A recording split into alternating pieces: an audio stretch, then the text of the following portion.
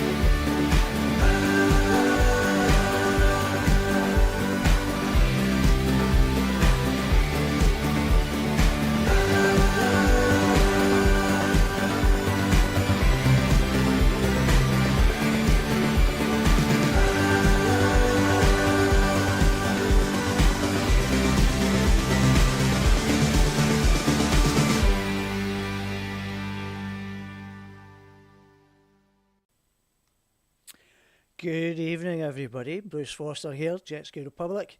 Welcome. That was Rebecca Hale's YouTube channel. If you want to check out some of her other videos, pretty much around the Whitsundays area, which always makes me jealous. I'll have another couple of jet ski Whitsundays ride videos in the show, but we'll pop them up later. Hope everybody's had a good week, and I've been pretty busy. Last weekend I had a pretty good event. I was streaming the first event outside of jet skiing, which was an absolute first for me. I got invited to go up and stream North Shore board riders surf competition up in Kawana Waters, Kawana Beach, sorry.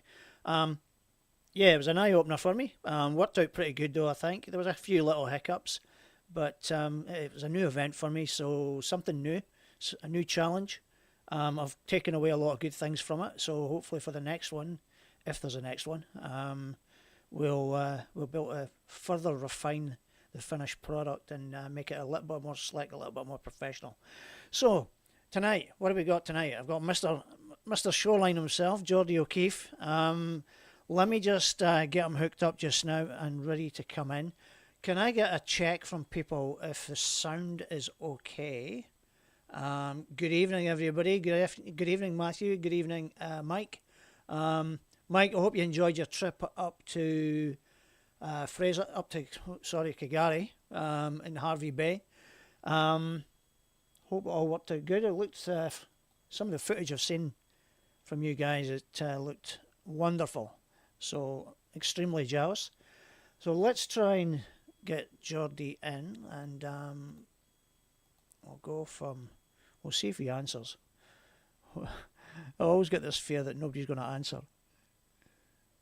And he's going to do this to me, isn't he? Sounds good. Thank you, Gabby. I'm always worried because in my headphones it sounds like it's a bit ting, ting, ting. But obviously that's not for you guys. Now, Jordi doesn't want to answer for some reason. Fabby do. Try again.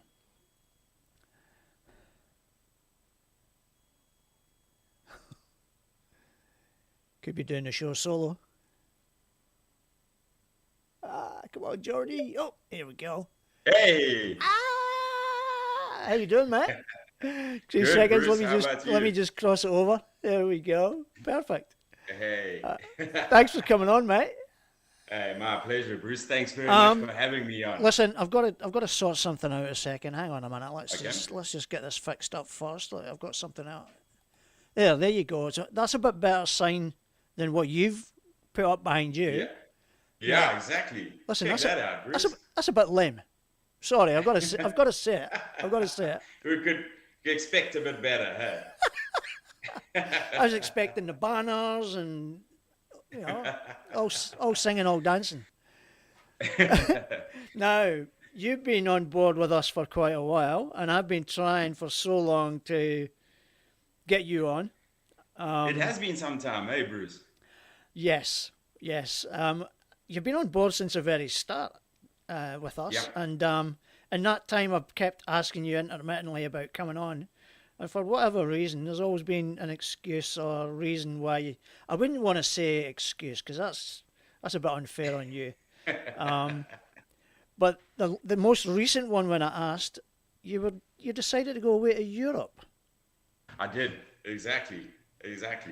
I met a girl a couple of years ago. She's my girlfriend, and yeah, she's sort of showing me the sort of work home life balance, and yeah, we decided to take a little bit of a trip away. Who would that be? Yeah, that's my girlfriend Marina.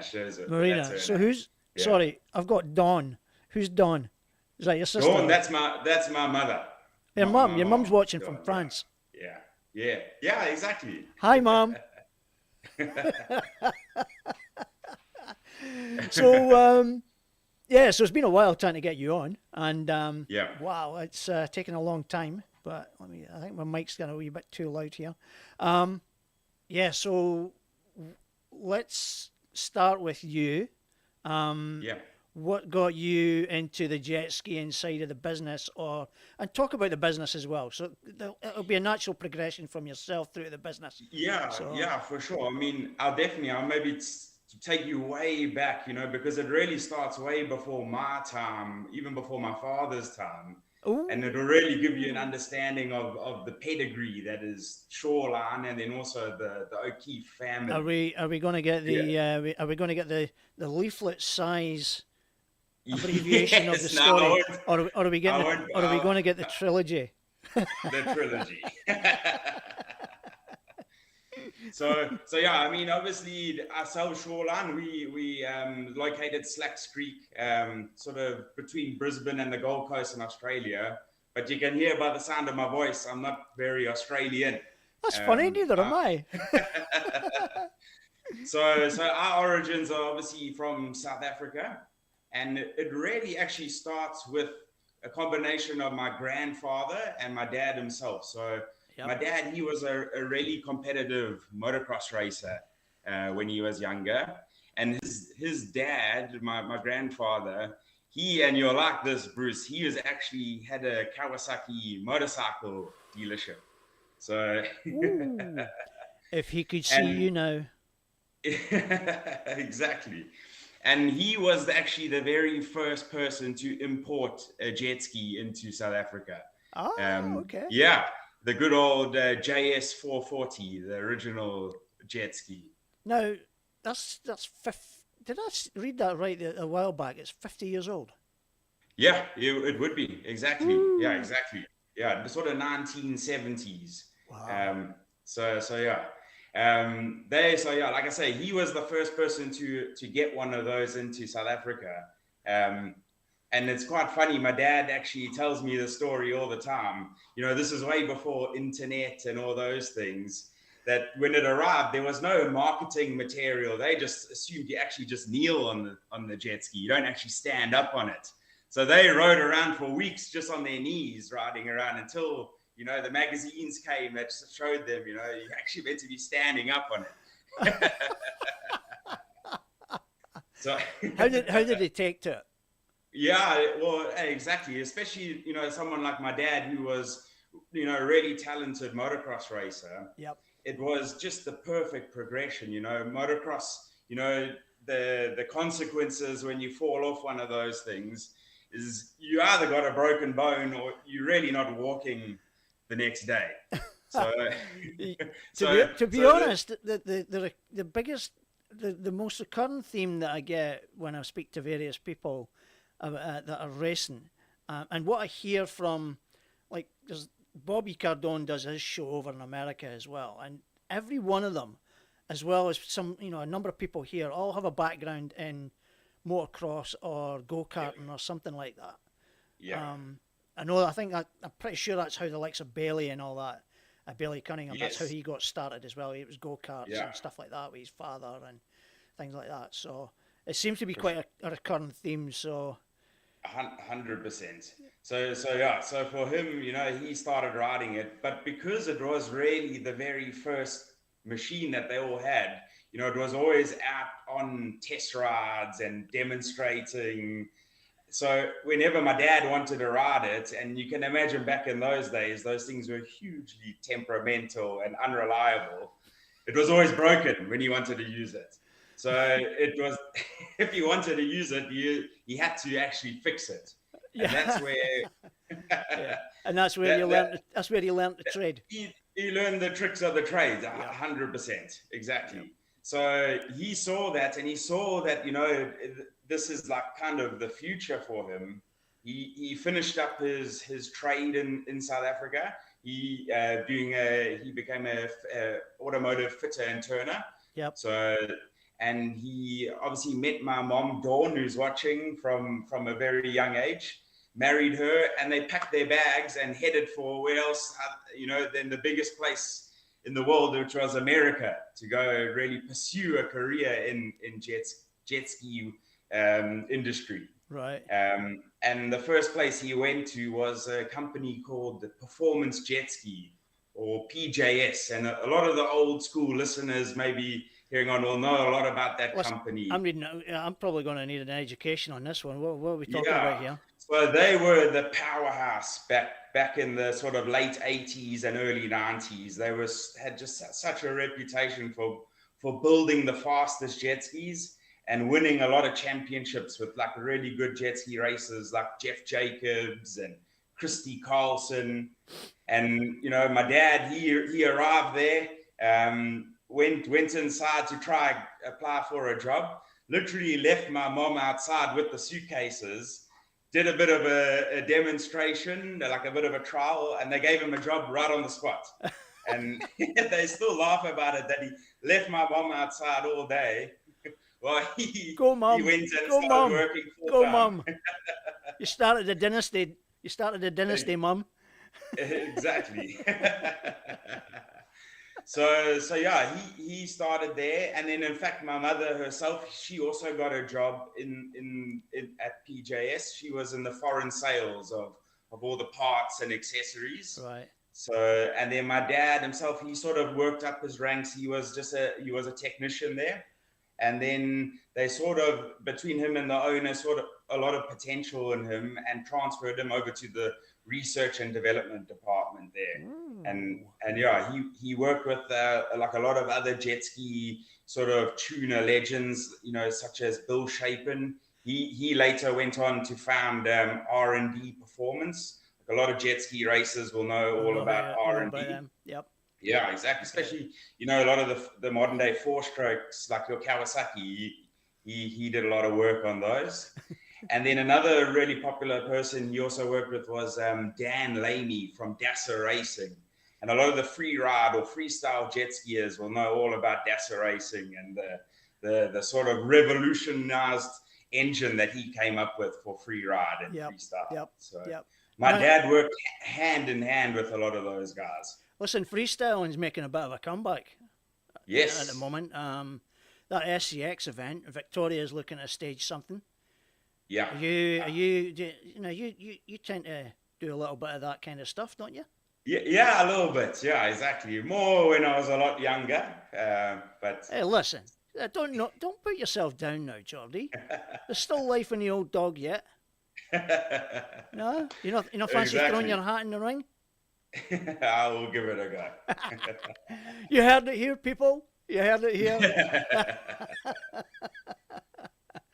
I know they're planning the one down in Melbourne. I don't know if there's going to be another one planned up this way, but that brings me to the same question though. Why don't, like, you're obviously into the thrill and spills of jet skis, and I think Then's the same, isn't he?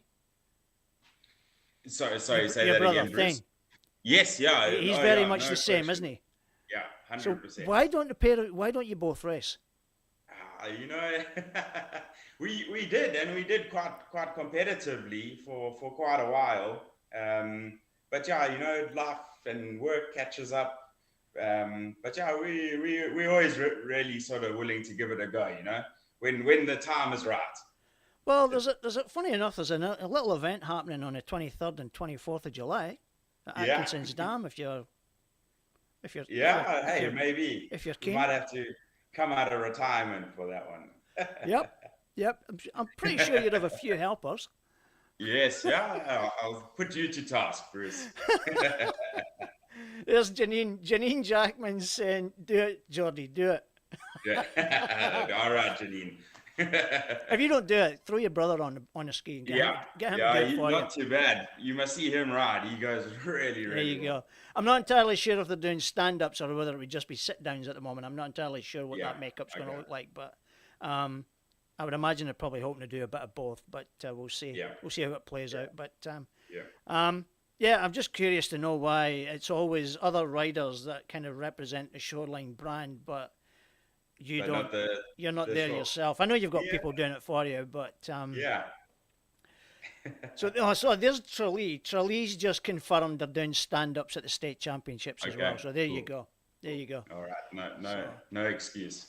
Exactly, you don't have any excuse, and you've said it here on a live show as well. So people are going to be messaging you and phoning you and saying, "Hey, where's that entry? Bring it. Bring it. Yeah. What have I started? So I'll go back to the story about. Sorry, went offline. No worries. So they were living in America and really enjoying it there until my mom actually fell pregnant with me, and they made the decision to move back to South Africa. Right. And that's where my dad started his first business, his first jet ski company, and it was called. Was that race?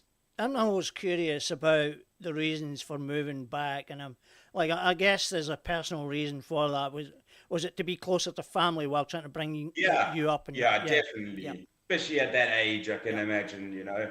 The reason I'm asking that is because we were due, when we emigrated, we originally applied 10 years before we came here. We came here in 2008, but 10 years previously, we were meant to go to Perth. But then my wife was obviously expecting our first one. So that kind of knocked it all on the head, and we decided to stay close to family just for the... So, and then it was just a circumstances of other things that kind of kept us in Scotland until we decided to pull the trigger on moving here in 2008. So it was pretty much the same for you? Yeah, I can imagine for them back then. Yeah, Yeah. definitely. Yep. And then obviously once they moved back, that's where my dad started his first jet ski business, and that was called Race Tech Engineering. How's that for a name? It's a Bit of a pretty cool mouthful. one. Bit of a mouthful when Yeah. you've got a drink on you.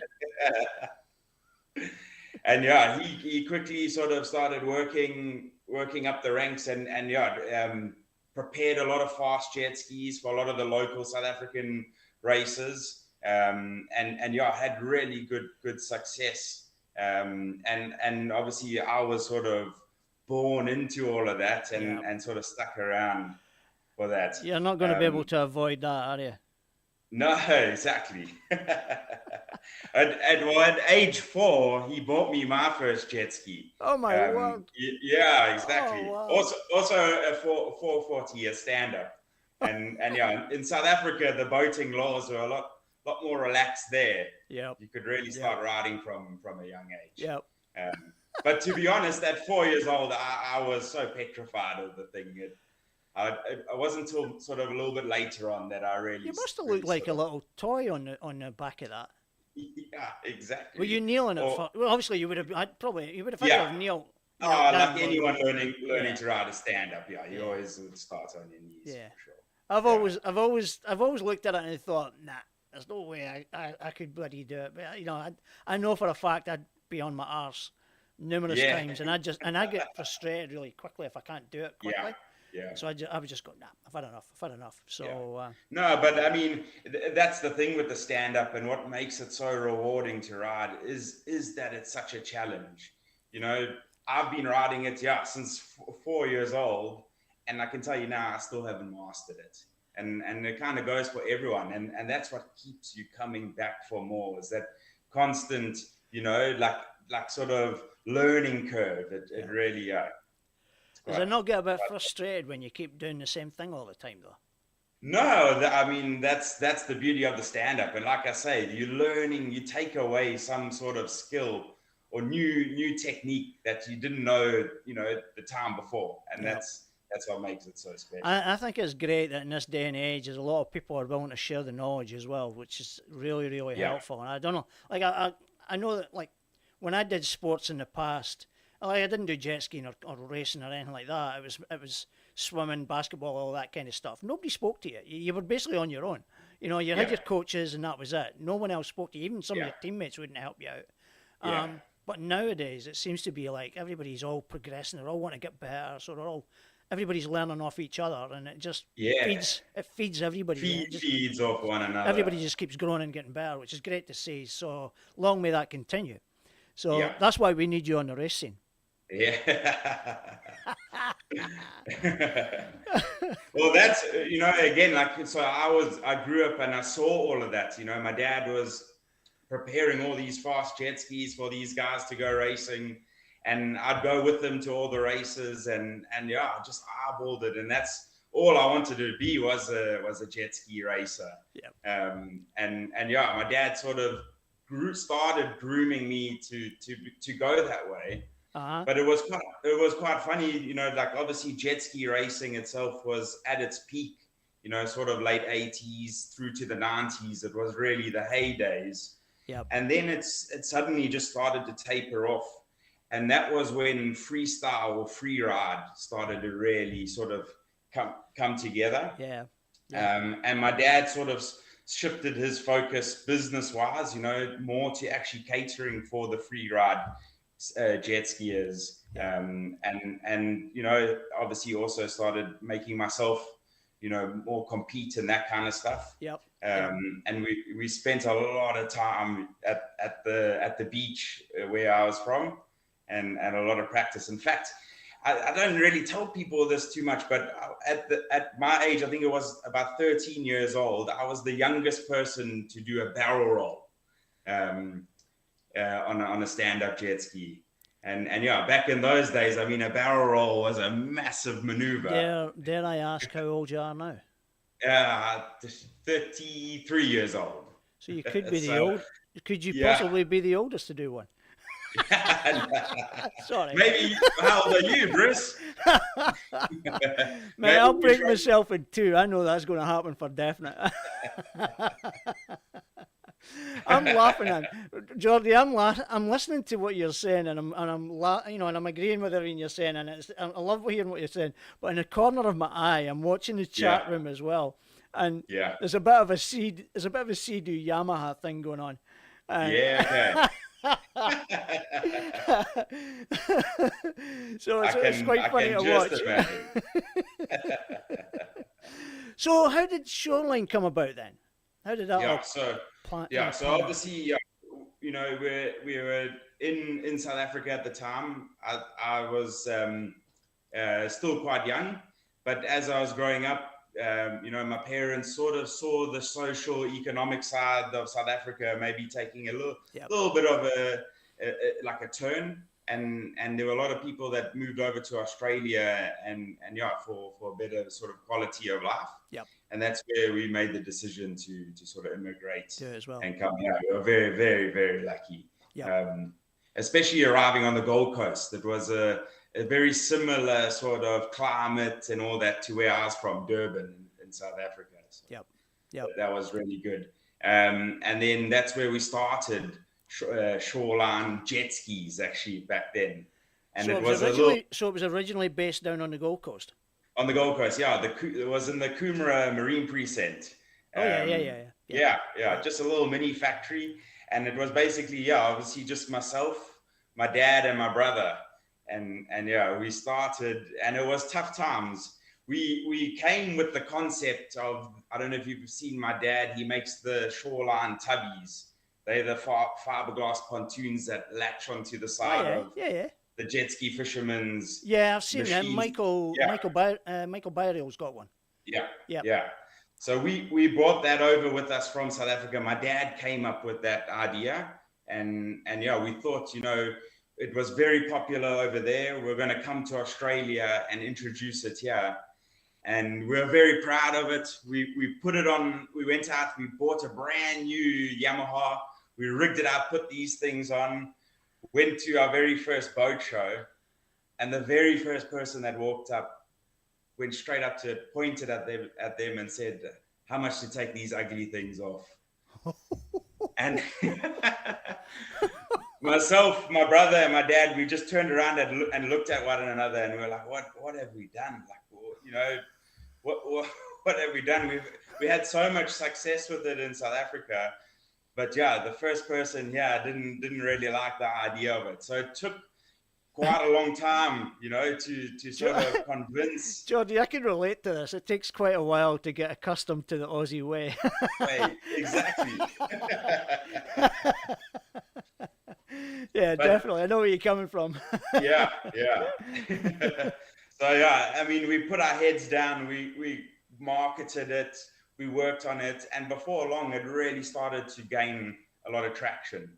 There's huge advantages with that system as far as stability goes, storage space, and then easy access on and off the back of the jet ski. And that's what, a lot of jet ski fishermen needed. And from there, it kind of caught the attention of Yamaha Motor Australia. Right. They saw that, and they saw that jet ski fishing itself was like an emerging market, and they were wanting to sort of come on board with us to sort of spearhead the jet ski fishing movement. And what's the timeline on that one approximately, Jordi? This is roughly 2015 was when that happened. Not that long ago. So, yeah. So that's when we were lucky enough to partner with Yamaha and start our first dealership in Moss Street in Slacks Creek. Shoreline Yamaha. Right. And it was good. We were ready off the gate. We started to sell a lot of machines, really get a lot of new customers, and it was just the ball was rolling, and we're really enjoying it. And then that's when actually Sea-Doo came knocking on our door, and also saw the potential to partner with us. And back in 2017, that's when we started with BRP doing the Sea-Doo brand as well.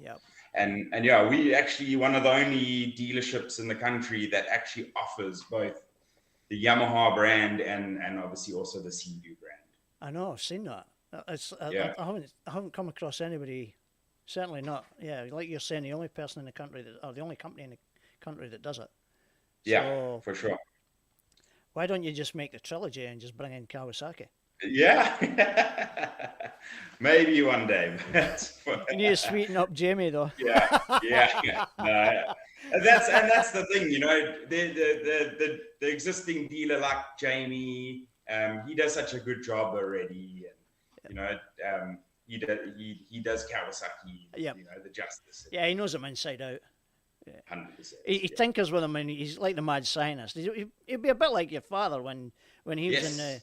And back in South Africa and in America, when he was coming up all these power units and stuff like that for the skis there, he bit of a mad scientist doing his own thing. So they're in their element when they're doing stuff like that. And you would have been the same as you were growing up, you know? Yeah, for sure. I mean, I was born, like I said, I was born into that, so I saw that, and that's kind of, I saw my dad, and that's from a young age. That's what I knew I wanted to do. I really admired him. His work ethic as well, like there were times, he wasn't there at birthday parties. He was working till all hours of the night. So the time I did. It looks like you followed his trait as well, because you're obviously still at the office. Yes. Burning the midnight oil. Yes, you are. So Shoreline in its entirety has been going, how long exactly has it been going? So what's it now? So 2014 was when we started. So sort of just over 9 years. Mate, it seems like you've been there for eternity. Yeah. I feel like we're just getting started. I can't remember it ever starting up. Yeah. Like that soon. Yeah. It seemed like so much longer that it's been going. So, but again, it's the history that we brought with us from South Africa. Right. So, and my dad, he had the longest running Yamaha dealership in South Africa, the Race Tech Yamaha for over 30 years. Sorry, I'm just reading some comments here. It's kicking off. Yeah. You'll need to read them back yourself when you get a chance. Yeah. Hit me. Tell me what they're it's saying. Not questions, mate. It's just really? It's a couple of the boys. Some of the guys are just kicking. They're just throwing the little insults at each other. Yama homos and all that kind of stuff. And give me a set of those pontoons that you've got, Jordi. It'll help me. I'll put them on a Sea-Doo. It'll help it float better. Yes. Damn. So I'll leave that for the boys to sort out. They can do that, yeah. All right. So what do you get, with the exception of Yamahas or Wave Runners and the Sea-Doos themselves? You've got the carts. They've got the Can-Ams as well, don't you? The carts. Yeah, for sure. That's another division of BRP. The parent company of Sea-Doo, and there we do a lot of the Can-Am off-road vehicles, and especially this time of the year, sort of before end of financial year. Yep. That sort of ramps up for us. We do quite a lot of sales on those. Servicing. Have you got a special on at the moment? Yeah, always. There's always a special, Bruce. That's the truth. Get in there, people. Get in quick before the end of the financial year. What do we have? 2 days left? Yeah, exactly. 2 3 days left to tie up a deal. Don't miss out. Yes, exactly. So, what else apart from the PWCs and the Can-Ams do you do and sell? Yeah, I mean, again, like what's really probably put us on the map was the jet ski fishing modifications that we do. Including the tubbies, those fiberglass pontoons. Yep. So that's something that we've had really good success with. Yep. Otherwise, other sort of rigging and optimizing of the machines to go out to sea, double battery systems, live bait tanks, you name it. And a lot of that comes from the sort of brainchild that is my dad, Patrick O'Keeffe. And his innovation. Now, O'Keeffe is. We'll go back a little bit here. What's the family history? You're not Irish by any chance, are you? Yeah, well, exactly. With a name like that, you couldn't be anything else. Good old Celtic name. Awesome. Nice one. So they must have emigrated from Ireland or the UK. Was it I UK think or Ireland? yeah, To South Africa? couple of generations before, to South Okay. Africa, yeah. All right, no worries. So obviously, from a Shoreline's point of view, you're doing accessories and stuff like that as well. We had Ant on from Jet LEDs, and he said he's totally run over with the number of people wanting modifications for fishing on their skis, and upgrades on their skis for fishing. So, sorry, I'm getting distracted by some of the comments here again. Chris is asking if you've got his ski ready. Has Chris got his ski in with you getting fixed? Which Chris is that? Chop. Chop. Hey, I don't know. The Sea-Doo is. I don't know. No, he's got a Yamaha. No, I'm playing. I know that. Sorry.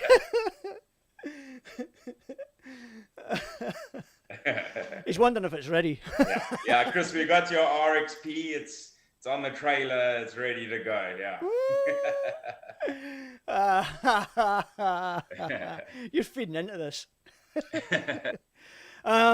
So product-wise, what else have you got on the go? You've obviously got the range of accessories to wear and all that kind of stuff as well. Sea-Doo themselves, they're really innovative, and they've come up with a lot of accessories, to more personalize your riding. And we've had quite a lot of success with their new Link system, and one of them is that multi-cargo rack that's just come out good system, for this year. And just taking it to the next level.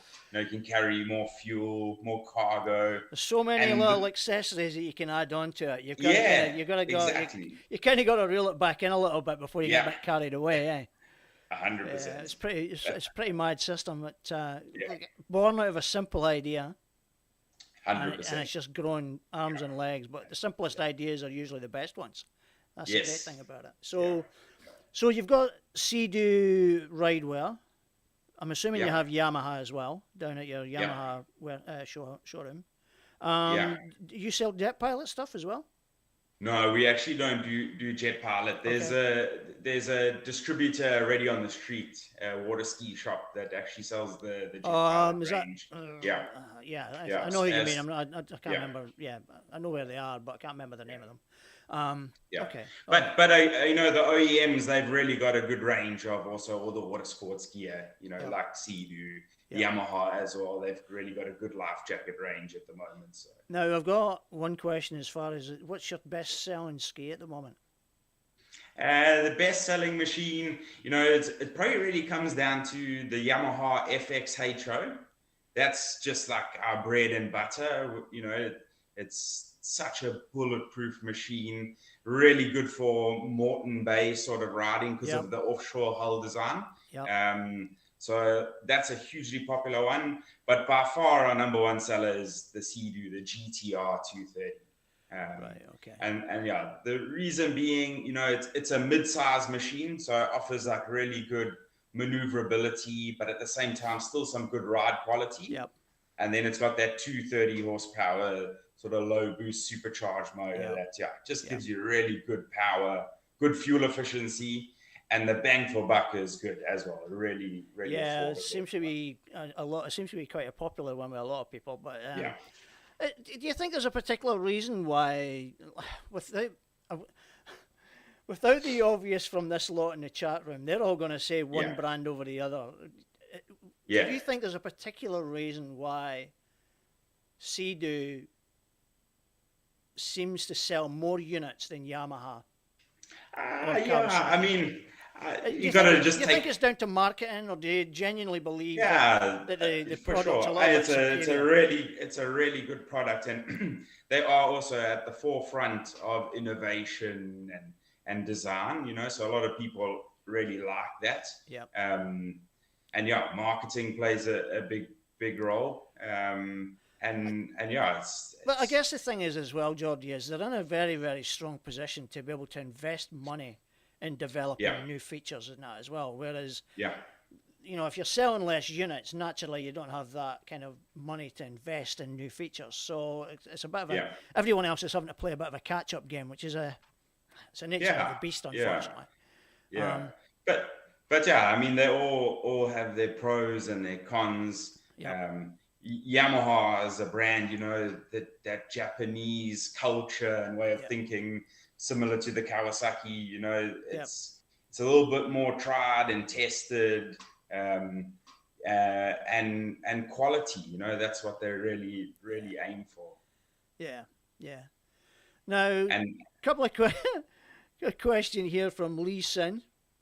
When's the new 20-litre fuel caddies in? Yeah, Lee, good question, actually. Very good question, that one.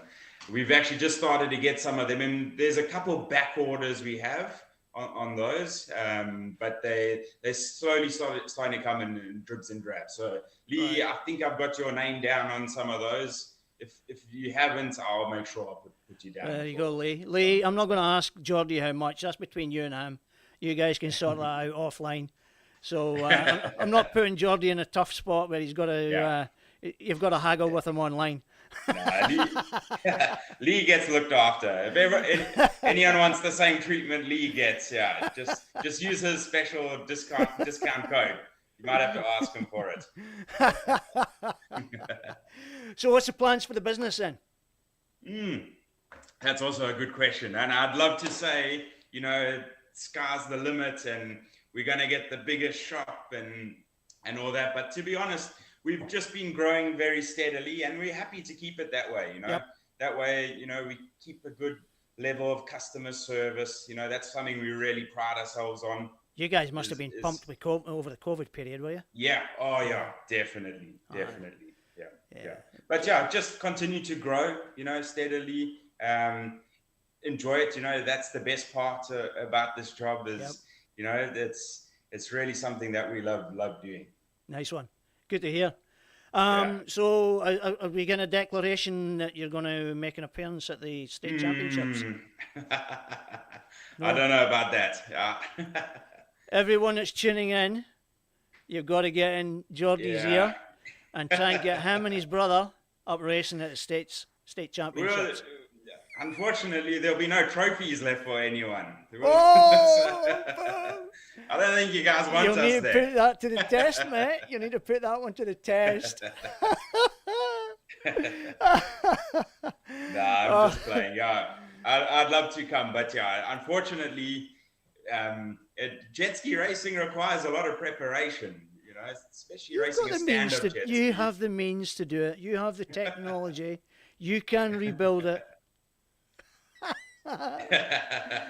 Listen, even if you were, to be honest, if you were to even just show your face, I think it would go down an absolute state with everybody that's there, just to see that the community is interested in what's going on, and just to come up and show a wee bit of support for the racing as well. So, so Lee's saying get on a Spark.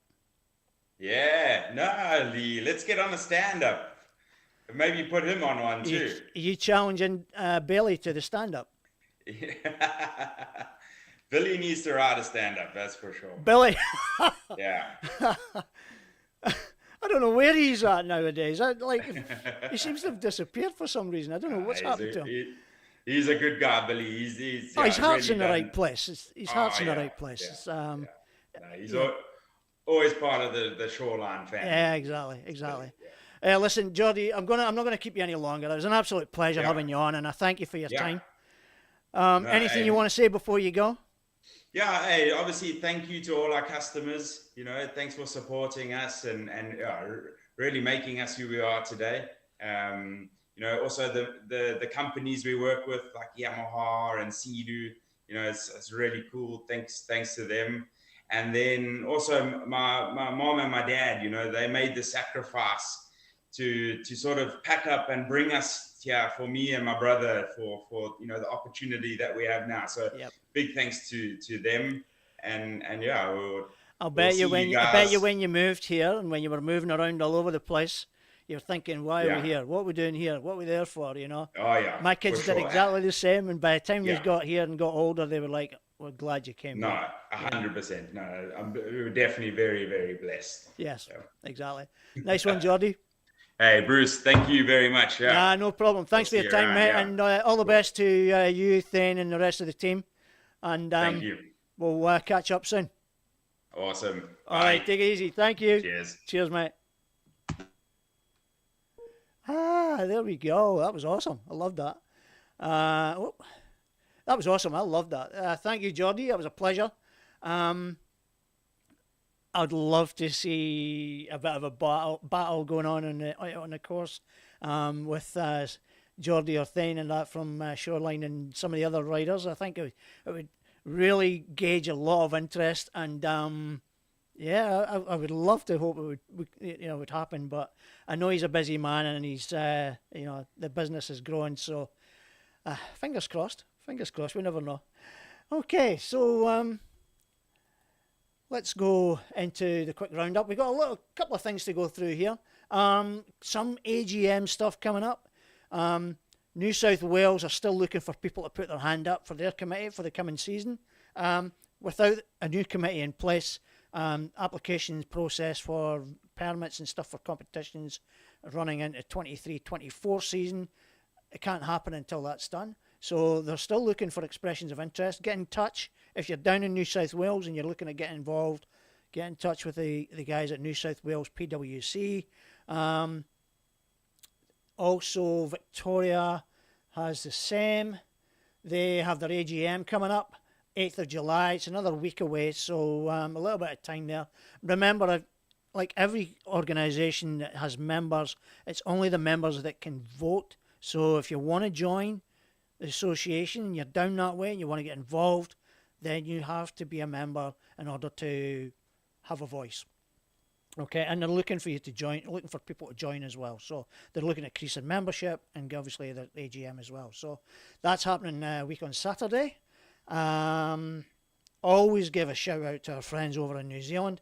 We've got windows popping up all over the place here.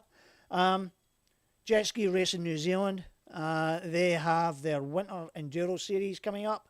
Round 1, 2 and 3. 15th of July, 19th of August, 14th of October. Yes, it will be cold there. But it is a case of everyone, no matter what ski you're on, you're all in it.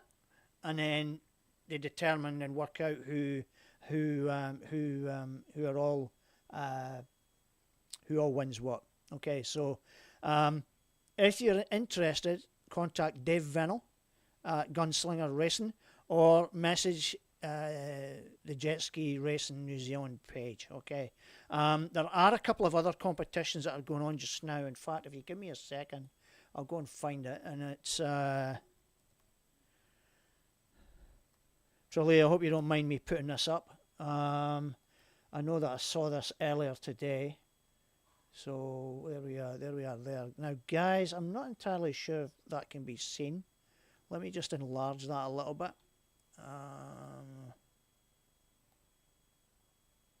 Now, excuse me. Hopefully people can see that.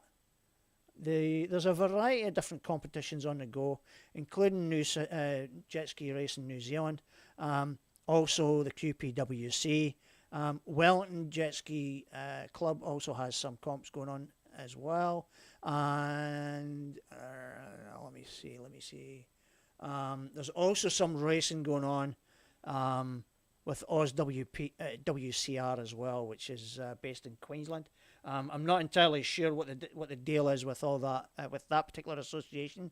I haven't seen entries or whether it's invite only or what. I'm not entirely sure what happens. Chris, is that a bit?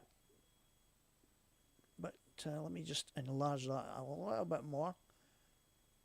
Hopefully that's a bit better. Chris, I know you're getting a bit old, mate. Your eyesight's obviously gone. Hopefully that's better for you. You should be able to see that now. Yeah, so there's a few competitions on the go. The ones that matter here are obviously the QPWC, which is coming up soon. 3.5 weeks until the state titles, 22nd, 23rd of July, up at Atkinson's Dam. And then obviously we roll into September with a competition in September as well, up at Lake Somerset. As I said, the Oz WCR, I don't know what the deal is with that one, so if I hear anything or if I'm notified of anything, I'm not entirely sure. what the go is there, but if I hear of anything, I'll certainly pass on the information. If you're wanting to go to Jet Ski New Zealand, Jet Ski Racing New Zealand, get in touch with them there, and they'll hopefully fix you up and sort you out and get you organised, whether you're in Australia or in New Zealand. The same likewise, if you're coming to Australia, get in touch with people here. If you want to race, you're coming over from New Zealand or the Tasman or any of the other states, let us know. Contact the QPWC page, and then we can hopefully organise some things for you. So it's 3.5 weeks. Entries are, I don't believe the entries are open yet, but they will be imminent. And when they are, get them in as quick as you can. As always, we're always looking for helpers across all these competitions. Always looking for helpers to help with scoring, to help with holding the skis, just general organisation things on the day. So if the more people we can get involved, the more people we can get to support it, the better it is for everyone all round, and the day goes so much better. All right, so that's that. As I said, the state championships are coming up in 3.5 weeks. Let's go up. I want to give this one a quick shout out as well, because let me see if I can find it. I'm just finding, maybe I've gone the wrong way. It's below it. Right, now, I'm giving this a shout out as well. Good friend to the show, Seb. He is doing a charity ride next year, Jet Trek 2024. Looking for donations. Links on his page. Go to Seb's page, and it's tax deductible, so get in quickly before the end of the financial year, and you'll get your tax receipt that you can submit with your returns. So he's looking for raising money as much as he can. The more the better. Now, I know Seb is doing this. Not sure. I did hear a whisper that Mike and Bell might be doing it. I'm not sure if they have confirmed for definite if they're still doing this same ride as well with Seb. They might want to confirm it while they're on just now. You are? Okay, cool. Yeah, both of them have just confirmed. So Bell and Mike will also be doing this Jet Trek ride next year as well. I can't remember exactly where it is they're going from. Is that the one that finishes up at Airlie? I might be wrong. Or is it Cairns? I can't remember. Mike, are you able to confirm exactly where it goes, where it departs from and where it finishes? Or Bell? I've got a feeling it's up Queensland, but I might be wrong. I'm sure it's up north. Cairns is telling me Kingscliff. Oh, well, I'm a little bit off there. Kingscliff to Gladstone. So a good trek. Over a week. It's meant to be a fantastic event. They will be coming on at some point as well. I'm going to have them on the show as well, and I'll actually maybe get Seb on as well, because obviously it's a big cause, big charity. So it would be good to hear from both the three of them about their intentions for the ride, how they're looking forward to it. So we'll make a little show out of that one, and then it'll hopefully help get them a bit of exposure, and people can contribute to their causes as well. So nice one, Lee. That's what I like to hear. A bit of support for Bell and Mike coming from Syncree Link Systems. They're going to be support for them, so that's good to hear. Nice one. We'll get them on. We'll get them on at some point, and we'll Mike, Bell, when you're ready to launch it, or when you're ready to go and start your fundraising, give me a shout, and I'll get you on the show, and we can have a chat about it, and we'll get Seb on as well, and we'll go from there. Okay, get in touch with me. All right, so that's that. Now, recreational rides. This one's over in WA. I know that everything we normally do is in Queensland, or most of the stuff is usually in Queensland. This one's over in WA. It's Fridays, Sea-Doo and Can-Am over in WA. They've got a ride planned for Saturday. If you're interested and you're over that way and you're looking for a ride to jump on, hook up with these guys and drop them a message. Sorry. as it says there, meet them at the showroom, 8 a.m. Address is there as well. If you've got any questions, just message them, and then they'll answer them for you. So that's 1st of July, 8 a.m. at the Friday's Sea-Doo Can-Am showroom. Okay. Now, little pop-up ride here from Ryan Bennett, Whitsundays. Why does it have to be so far away? I don't know. Heading out the VMR at Cannonvale tomorrow at 9 a.m. Doing a big lap, so you need to bring some extra fuel and food to be required. If you're interested in this particular ride, go to the group. It's not a public post, so you need to join the group. Island Life Whitsundays Jet Ski Riders group. Get yourself added to it.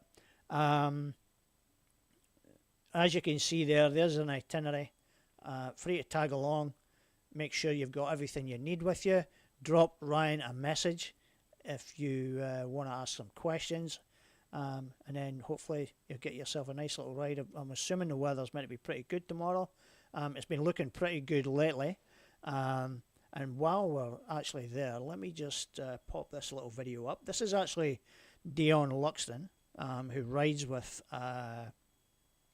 Ryan.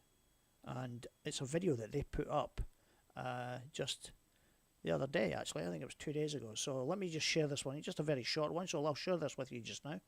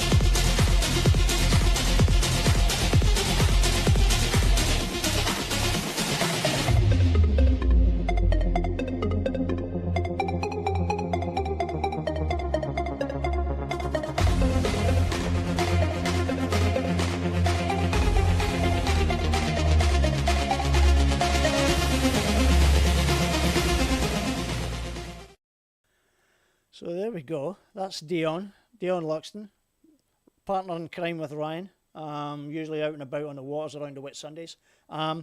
Hook them up if you're looking for a ride up that way. They're good people to speak to. Rebecca Hales is another good one. Mon Duran's another good one. There's a few people planning on going up there in September. I believe Belle and Mike are heading up that way again. I'm going to get there eventually. So hook them up if you're there, and they'll get you out. Now, I've got to shout this one out. Sea-Doo Jake, he's doing his fundraiser. His Christmas fundraiser. I say Christmas, it's in July. This must be an Aussie thing. I've never got my head around why. Let me just reposition this page a second. There we go. Alright, so I've never understood this fascination with Christmas in July. But I have to admit, Jake's fundraising idea here is pretty crazy. Pretty funny.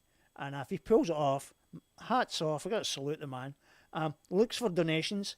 16th of July, Harrigan's Irish Pub at Calypso Bay.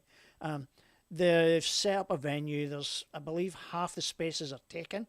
Because it's hot in December. But you celebrate Christmas in December, Chris. Oh, dear. So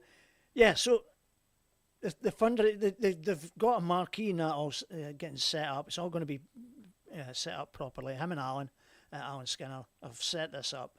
The whole idea is raise as much money as they can for leukemia research. I believe there's a bunch of people already said they're going. There's still a bunch of tickets available, or a bunch of spaces available. In order to go, when you make some kind of a donation. So, I don't know, 10, 20, whatever dollars, whatever you can afford. Anything to contribute towards it. It's a little bit of a condition in order to go, but hey, listen, if it's 10 or 20 bucks, 30 bucks, whatever, it's not a huge amount for such a great charity. And just to see Jake get his beard shaved off or his head shaved, that's got to be worth it. It's got to be worth it. So, now let me see if I can, where's the details on it? Let me get that. So the link is there. So shout out to some of the guys already who have donated money already or contributed $1,500 worth of food. You know who you are. Well done. There's what the whole thing is about, and which is what they're trying to get. I think the target's $3,000, but I think if you got $5,000, I think that'd be pretty funny. Now, I've got one thing I'm going to call out here. Mr. Mike Anderson did say on the show last week that if there was a reasonable offer made for charity, for the same charity, he would get his legs shaved. So that's got to be worth a decent donation on its own. And that's got to add to it also. Mike, you're moving the goalpost a wee bit here, mate. I thought it was just one part. We're talking about a sizable donation here. Is this what you're talking about? So you'll shave your head, face, arms and legs for the right money. I think Bell's going to make the biggest donation just to see you hurt. If you want to see you wriggle about in agony, getting waxed left, right and centre, you're stopping short of the sack and crack, are we? Bell, I think that's worth selling his ute just so you can make that donation and then see him wither about in agony. I'll film it, of course. So it's for a good cause. Yeah, I know.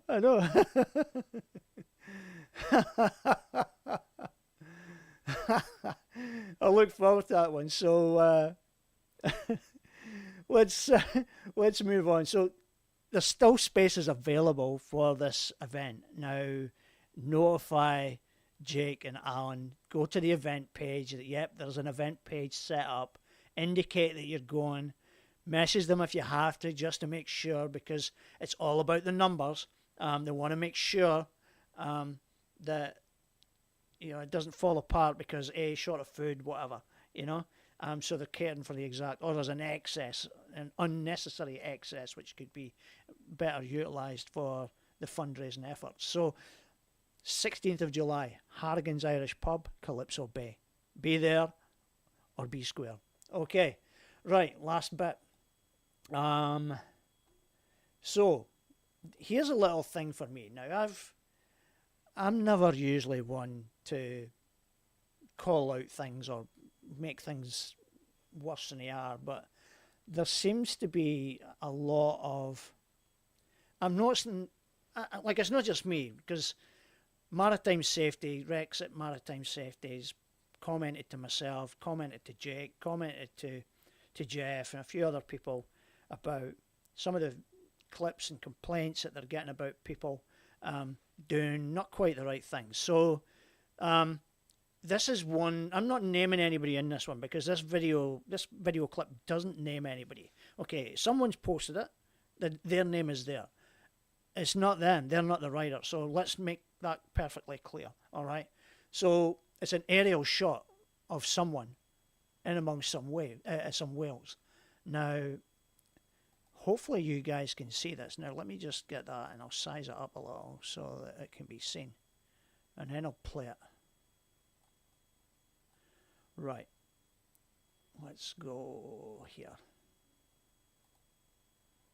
Now, as you guys can see that, there's no sound, obviously. I haven't put any sound on it. Now,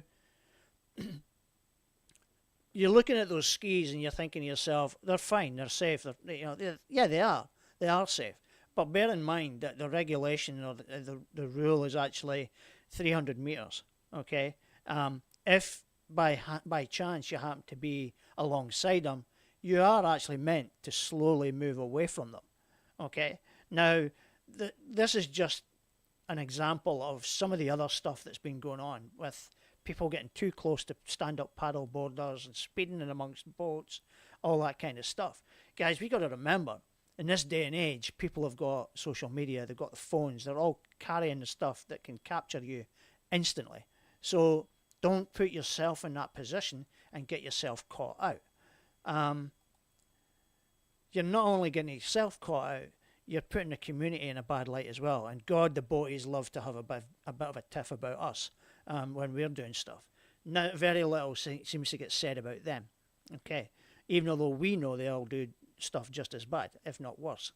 But if we can keep our own house in order, or as best we can, then it makes things better. So ideally, we want to try and self-police it a little bit.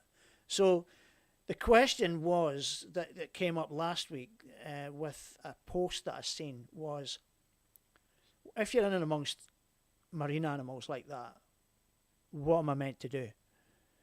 Now, obviously, the rules, when you do your license, it'll tell you what you're meant to do.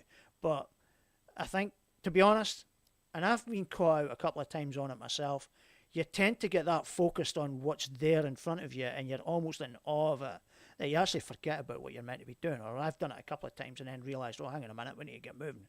So slowly move away if you're too close, okay?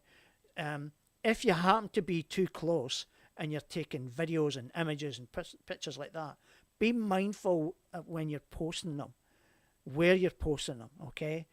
Better not to post them at all. Keep them for yourself, for your own pleasure. I understand people want to share them. But the problem you have is we've got some groups here that have got 16,000, 17,000 members.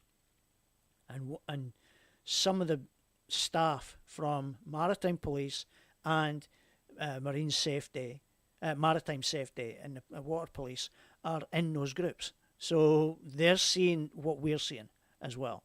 Now, if you're going to, that's what same with making sure you've got the right jacket on. Make sure you're wearing the correct jacket. And, there was another one that came up the other day about, I think it was Jake actually. Jake had his winter jacket over the top of his life jacket. Now, the question was, oh, surely that's illegal. Well, no, it's not. It's only a directive, okay? So ideally, for common sense, they would prefer you to wear your life jacket over the top of your winter jacket for obvious reasons, because it's high visibility and you'll get seen better, okay? But it's not a mandate. It's not a total mandate where you need to actually do it. Now, I've heard a conflicting theory on why you're better to wear your jacket over the top of your ski jacket. And it's mainly because these jet pilot or winter type jackets do tend to get a bit heavy if you happen to fall in the water and you're struggling to get to your ski because they get heavy. They can get a little bit heavy. Whereas if you have it over the top of your life jacket, you can take it off and then come back and pick it up later, or drag it behind you. You're at least able to swim a bit better with it on. That's the theory. That's the theory behind it. But just remember, it's not a mandate. Okay, it's not a mandate that has to be observed. It's basically not an opinion, but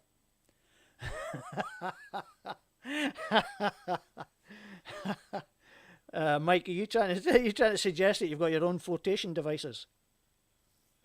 Yeah, it's just a recommendation. It's not a mandate. Let's just remember that. But be aware that eyes will see a lot of things when it's posted on social media. So if you're too close to marine animals, taking pictures and videos and stuff like that, make sure you're moving away. If you're going to post it, get away before you do it, okay? Before you take the pictures and videos, okay? Just remember, be sensible about it. We're under the spotlight, and it would give no great pleasure to anyone. It would give plenty of pleasure to plenty of people if we gave them the means to shoot us down all the time. And that's what we're trying to, we want to try and avoid that as much as we can. So just be mindful of what you're posting up and who can see it. Okay, all right, so I've rattled on a bit too much. Guys, I have thoroughly enjoyed the show. It's ran on a bit longer than I anticipated. I really, really thank everybody for tuning in. At one point, I think we had about 22 or 23 people on, which I'm absolutely stoked about. I'm actually really pretty happy about that. I'm not too sure what I'm at the moment. I'm about half that at the moment, so that's still pretty good.